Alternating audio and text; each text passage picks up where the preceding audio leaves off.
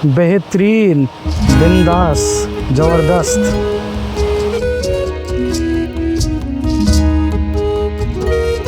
Hey guys, welcome back to our channel Ghumakkad mania. तो अभी हम खजुराहो में ही हैं और यहाँ से हम बृहस्पति कुंड और कलिंजर फोर्ट जा रहे हैं। तो यहाँ से 1.5 से 2 घंटा लगेंगे जाने में। अभी 8 बज रहे हैं, तो अभी हम निकलते हैं और आपसे कैचअप करते हैं रास्ते में। तो अभी बृहस्पति कुंड में तो आ गए।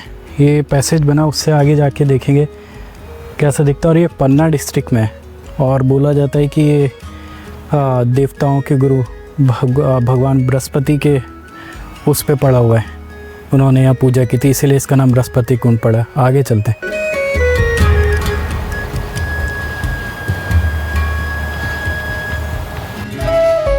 और जो बृहस्पति कुंड है, जो कि पन्ना डिस्ट्रिक्ट में है, और वो फेमस है अपनी डायमंड माइनिंग के लिए।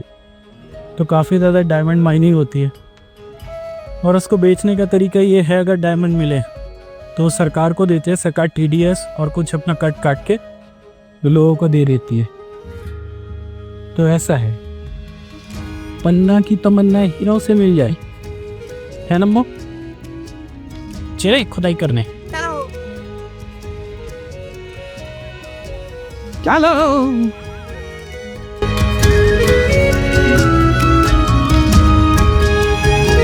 वैसे तो बृहस्पति कुंड को आप नीचे जाके बहुत पास से देख सकते हैं, बट हमारे आने से 2-3 दिन पहले ही यहाँ पे एक्सीडेंट हुआ था, जिसकी वजह से नीचे जाने का रास्ता बंद कर दिया गया था। तो हमें इसको ऊपर से ही देखना पड़ा।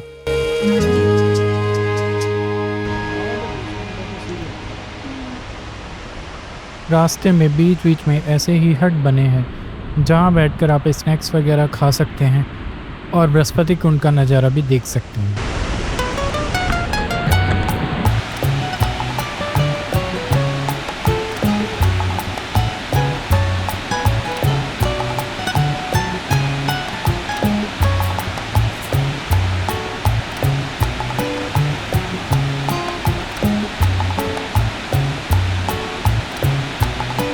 हम नीचे तो नहीं जा सकते थे कुंड को देखने के लिए, तो हमने थोड़ा पास जाके कुंड को देखने का डिसाइड किया। और बृहस्पति कुंड के बारे में कहा जाता है कि भगवान श्री राम ने भी वनवास के समय यहाँ पे कुछ समय व्यतीत किया था।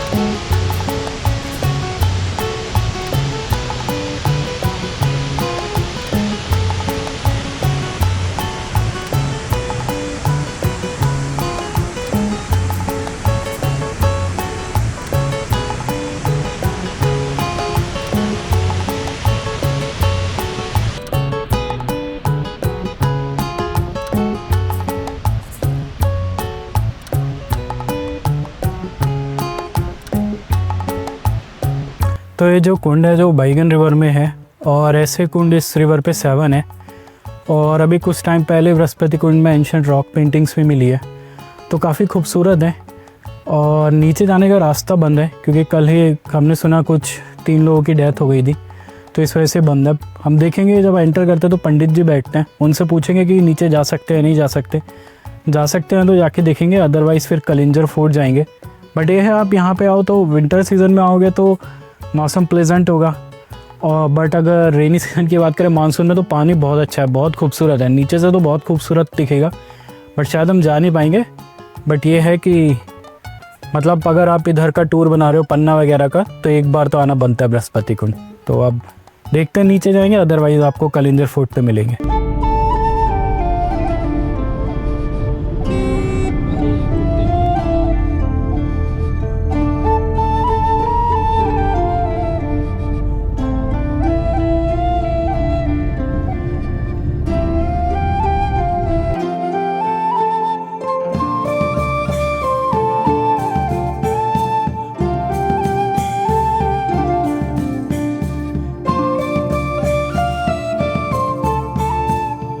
अभी हम कलिंजर के फोर्ट में आ गए। ये एंट्री टिकट 25 रुपीज़ पर पर्सन थी इंडियन एडल्ट्स के लिए।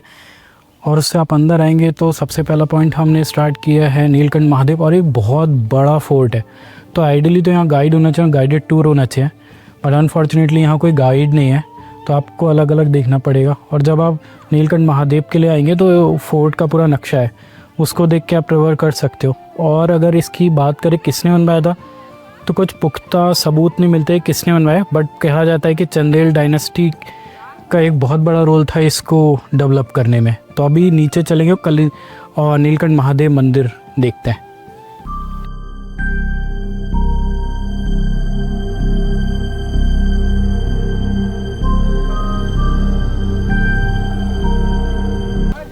ये चामुंडा देवी की लग रही है, बट ये हमें ढंग से पता नहीं लगेगा किसकी है, क्योंकि गाइड नहीं है ना, होना चाहिए। बट कुछ मूर्ति तो समझ आ रही है कि चामुंडा देवी वगैरह की है।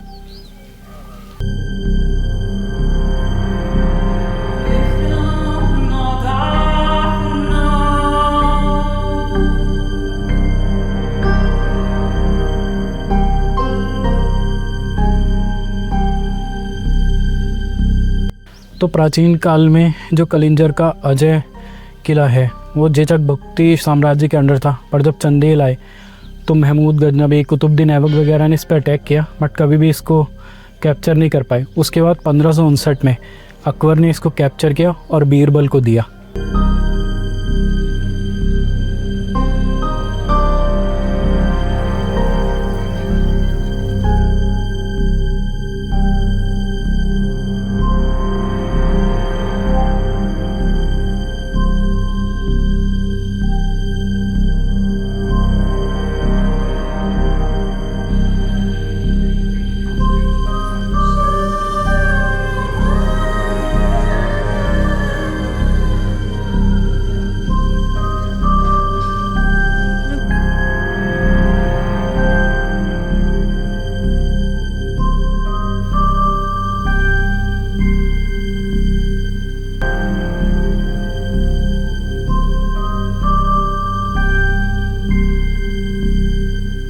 तो अभी हम नीलकंठ महादेव के मंदिर में हैं और हमारे साथ पंडित जी है, तो उनसे पूछते हैं इस मंदिर के बारे में। पंडित जी, हम जहाँ आपका आए हुए दर्शन करने के लिए, ये नीलकंठ महादेव जी का मंदिर है।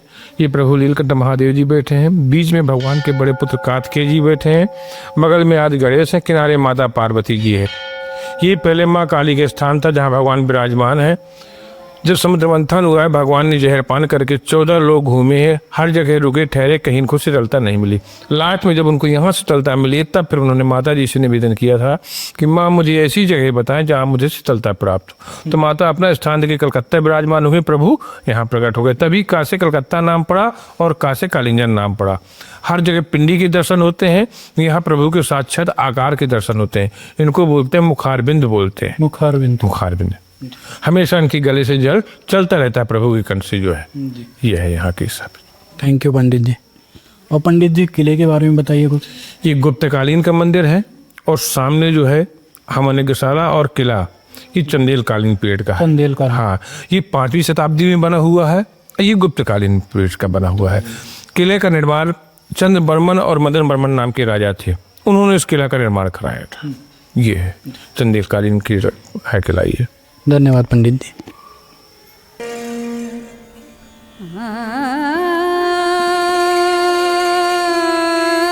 नीलकंठ महादेव टेम्पल के पास ही बहुत सुंदर काली माँ की मूर्ति है, तो आप बाकी पॉइंट्स देखने से पहले उसको ज़रूर देखना।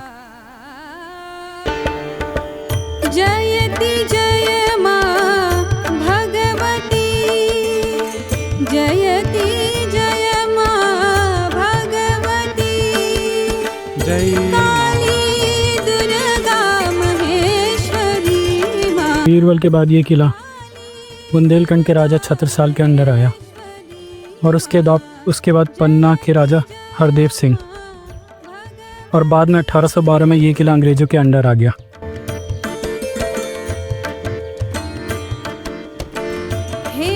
नीलकंठ महादेव टेम्पल देखने के बाद हम बाहर आए और गए अमर महल और अपने बाकी पॉइंट्स को देखने के लिए। तू ही भवानी,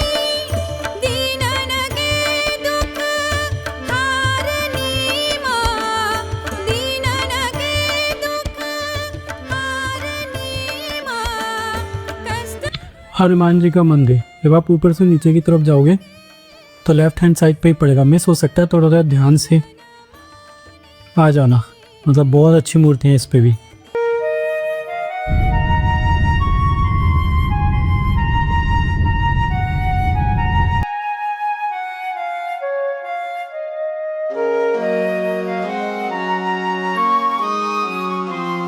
तो अभी हम कलिंजर के लेके अपने दूसरे पॉइंट पे आए हैं, कोटी तीर्थ तालाब और राम जानकी मंदिर।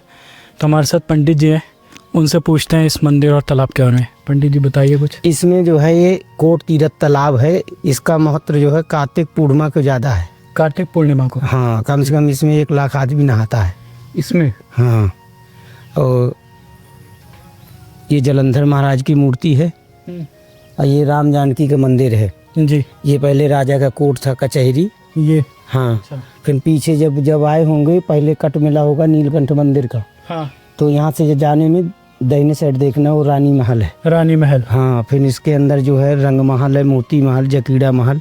फिर आगे इसके राजा महल के बगल में जाएंगे तो मृगधारा है जी। ऐसा एक कमरा बना, उसके अंदर से बढ़िया पानी निकलता है। अच्छा।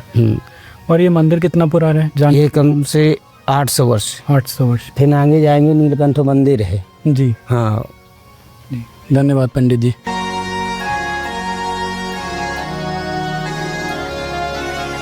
राजा का दरबार।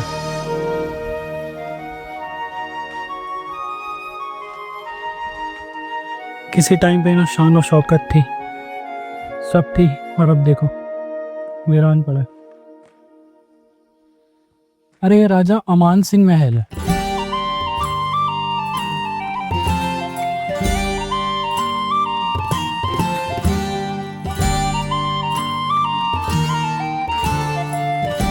तो ये जो दुर्ग है वो विंध्याचल की पहाड़ी पे 700 फुट की ऊंचाई पे है और दुर्ग की कुल ऊंचाई 108 फीट है। और इस दुर्ग में कई सारी वंशों की निर्माण शैली का पता लगता है, जैसे प्रतिहार शैली, गुप्त शैली, पंचायतन शैली। और इससे एक बहुत पुरानी बात भी जुड़ी हुई है। कहते हैं कि जब समुद्र मंथन हुआ था और शिव जी ने विष का पान किया था तो उन्होंने यहाँ के विश्राम किया था और काल को पराजित किया था, जिसकी वजह से इस दुर्ग का नाम कालिंजय दुर्ग है। वैसे कोई गाइड नहीं है, बट बोर्ड लगे हुए तो उसको पढ़ के आपको थोड़ा पता लगता है। जो हमें पता लग रहा है वो हम आपको बता रहे हैं। और कई मंदिरों में पंडित जी वगैरह उनसे पूछ रहे हैं उसके बारे में, बट यहाँ पे एक गाइड का होना बहुत ज़रूरी था, जिससे हमें सब चीज़ों के बारे में एक पूरी नॉलेज मिल सके।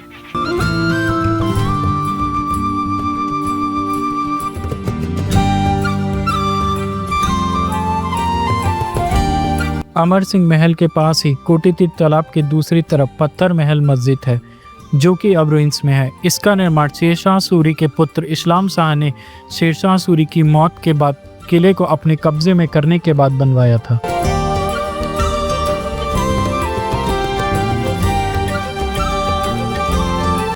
बारिश होने लगी और राम जानकी पत्थर महल और अमर सिंह का पैलेस देख लिया। चलो अब बैठो।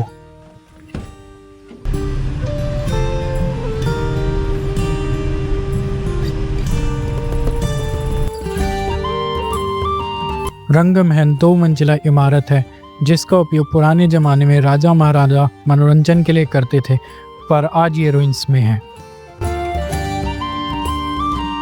तो अभी हम रंग महल में हैं। इसमें ज़्यादा कुछ तो बचा नहीं, खंडहर टाइप ही है। और इसके बाद 2-3 पॉइंट और हैं, तो कुछ इंटरेस्टिंग होगा तो हम आपको दिखाएंगे। बाकी ये है, जितने भी मोन्यूमेंट है उसके बाहर लिखा हुआ है कुछ, तो आप पढ़ के समझ सकते हैं।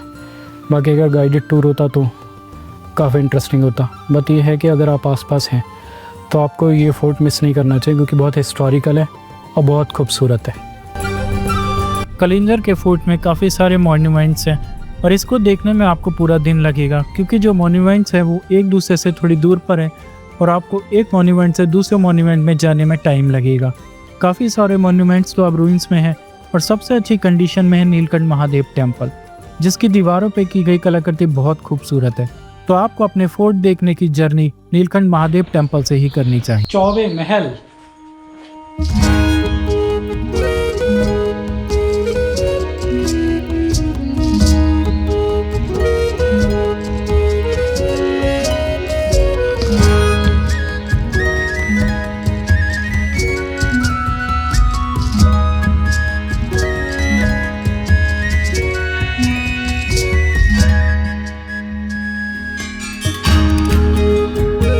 इस किले पे एक बार बहुत बड़ा आक्रमण हुआ था 1544 में, जो शेर शाह ने किया था।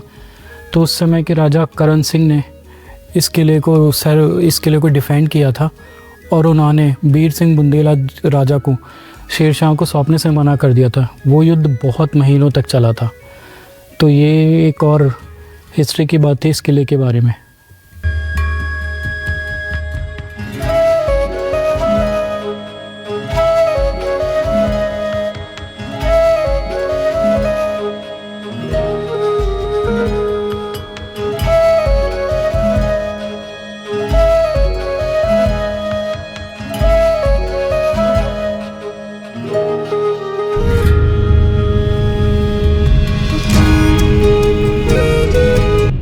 सो that's it from this video. अब हम वापस खजुराहो जाएंगे और कल ओरछा जाएंगे। और एक बात कि जब आप ये टूर प्लान करो दिल्ली साइड से आ रहे हो तो पहले आपको ओरछा करना चाहिए, झांसी, फिर ग्वालियर और उसके बाद खजुराहो।